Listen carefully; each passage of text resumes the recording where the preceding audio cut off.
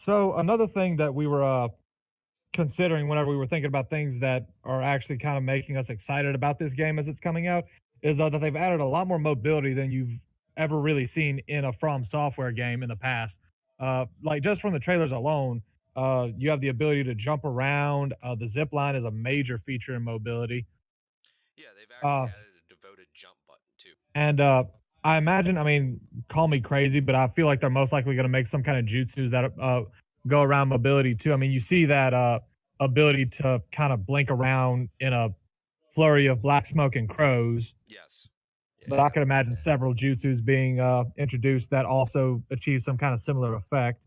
And I think that's really interesting because in Souls games, it was always a very, very gritty reality kind of situation, which made it to where pretty much if you wanted to get out, if you wanted to stop something from hitting you, your options were to block it or get out of its way.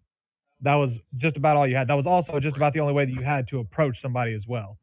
And I can see with them going for more of a high fantasy thing here that they're appearing to give you a lot more fantastical ways to deal with your enemies.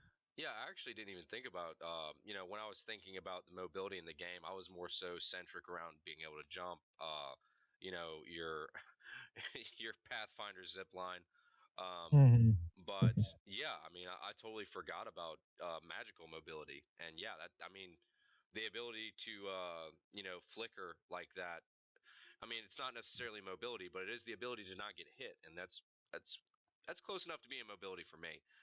When there is a 20,000 pound bull that's going to hit you, I will call that mobility for the sake of not getting exploded on the ground. Oh, absolutely. um, and I think that kind of leads into a lot more dynamic boss fights. Boss fights don't feel so well. Mhm. I'm gonna hit you with a stick, and then I'm gonna dodge roll, and then I'm gonna hit you with a stick until your red Yeah. bar doesn't exist anymore. You know, and yes, that's still, we still have the health bars in the game. We still do have um, that kind of, I guess you can call them phases, but it feels more dynamic in that your input matters a lot more than just inputting damage. It's Yeah. actually a varied and calculated attack. It's not just I've got to make the red bar go down.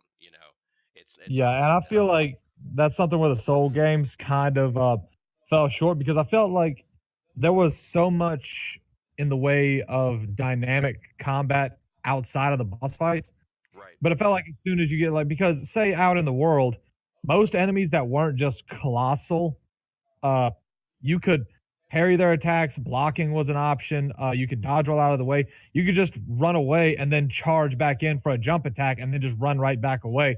You had several options to approach in combat with, uh, the boss fights, which it's a Souls game, the boss fights were always like a major aspect of the game itself.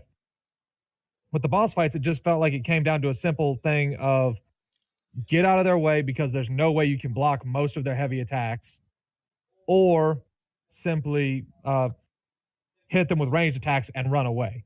Like your only options were to dodge and strike and dodge and strike and dodge and strike, and that was about all you had. Right. Yeah. I agree 100%.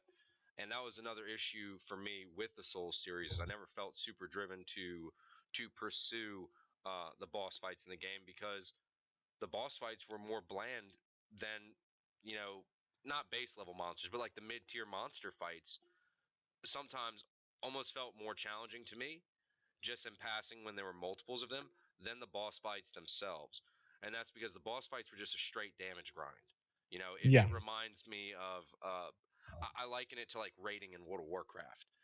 Especially Mhm. for a few years throughout there, where literally stand in your spot, shoot things, and wait for the phases to pass, and then shoot things, move to another spot, shoot things. And that Yeah. is very much how the boss fights felt. And from what I've seen in these boss fights, it is not like that at all. You can get hosed by totally random things, and it is a lot more about timing your hits, Uh-huh. and not because Uh, of the boss just doing a generic sweep lunge or something like that, but just because you have to actually time your hit to break their guard. It's not just to put the damage in, it's to break the guard itself to put in punishing hits. because if you guys don't know this, there is there is generic hits, and then there are ones that do a lot more damage, where you've effectively broken their guard, or if you found a weak spot that and I don't want to say that that bears similarity to Dark Souls. You know, this is very much a timing and orientation thing, and I actually really like it. It makes it where you don't have to just put in heavy damage. You can just play smart. You know, you can Yeah. wait to put in the right hit, and that matters more than just laying damage down consistently. You know, basically playing a Mm. MMO DPS character. Yeah. I think that's great. Which another thing that I thought was really interesting. Speaking of that, you speak about how pretty much there are multiple ways to approach just going to a boss fight. And while Dark Souls, the Soul series, and Bloodborne did have that, Sekiro has kind of increased on it even more in the open world, Hmm. especially with the addition of like the addition of mobility really enhanced the ways that you could approach basic enemies now.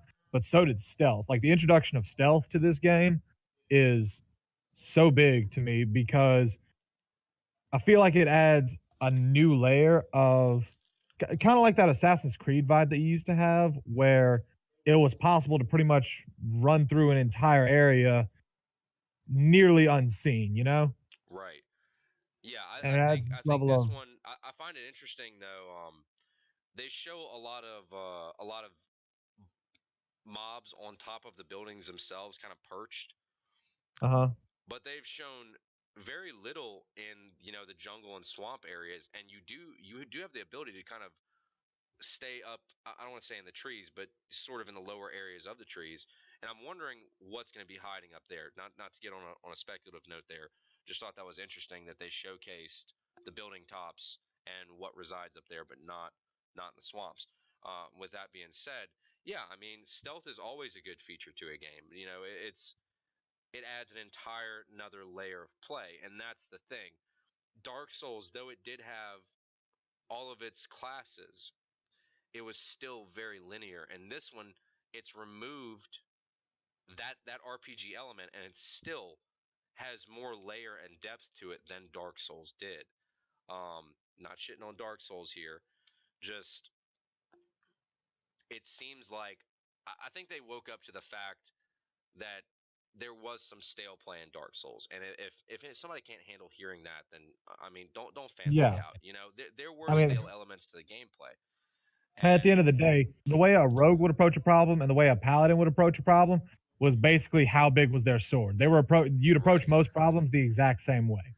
Yeah, and then this one, it's in a completely different level of play. You can approach it completely differently, and yeah, yeah, it's a lot more reminiscent of an old school Assassin's Creed approach, where you really don't have to do combat unless you feel forced into it, and unless somebody Yeah. gets sprung on you, you can just gank people and kind of progress at your own pace. You don't Yeah. have to punch your way through every single mob, because Mhm. to me that gets old. Well, there's Really some level of linear combat like that. self-imposed. I feel like whenever you introduce stealth to a game, much like the two best things I can compare are Assassin's Creed and the Hitman series, where the option of stealth adds this imposed challenge, Right. like this self-imposed challenge, where you can decide that, hey, I'm just going to try and make it through here like as quietly as I can, to where I can just kind of like a lot of people see that as cheesing it, but I really never saw it that way. In that it's a challenge that you put on yourself. You can absolutely punch your way through the entire thing up until the end, but if you want to add another layer of challenge to it, that's your choice to make. You know? Yeah, I mean, to me, I wouldn't even call it more challenging necessarily, because I don't like forced stealth, and that's what I like so much about this. Is it's just an alternative form of play. If Yeah, you want to be stealthy, you can do that. If you wanna just straight blast through everything in pure traditional combat, hey, have fun. The world is your oyster. And I love it. I love when companies do that, because I think that's the right way to make RPGs. I think that's the right way to do it. 100% is to give people that option.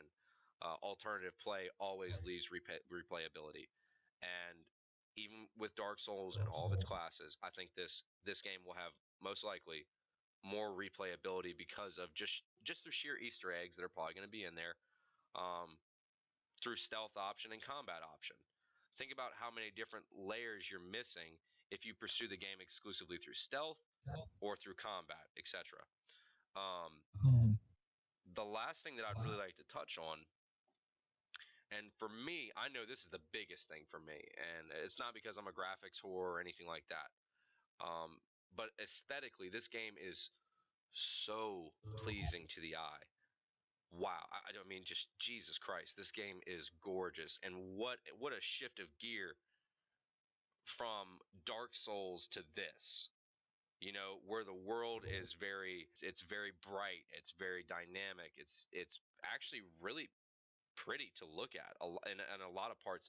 And it still maintains that From Software feel, you know, where there are darker parts. And actually, interesting little tidbit that didn't make the list, but stronger mobs will come out at night. You know, Yeah. the world, it's kind of a slow creep at night, and I think that's really cool. Um, Mhm. but aesthetically, no one can argue whether you enjoy the gameplay in this, whether you enjoy, just the options that they had and that they chose. The game is beautiful. It is a beautiful game to look at. It's going to be a beautiful game to play. That's one of the main things I'm looking forward to, is just seeing everything that they pulled together and the different character models. And honestly, I'll probably explore the same areas at night as I did during the day, just to see how they shape and how they shape up and how they change.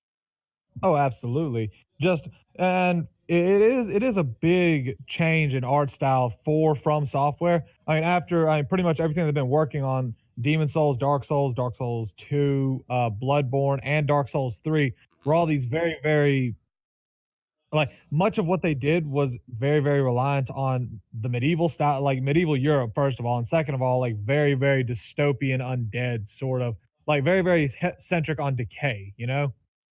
And it made for a very, very unique art style. And it is interesting to see them try and go into a brighter style because it only adds to the diversity of the people and the enemies that you see, which is, I mean, the Souls games always had such a very, very diverse set of enemies to run into to where you'd never really be bored whenever you ran into a new area.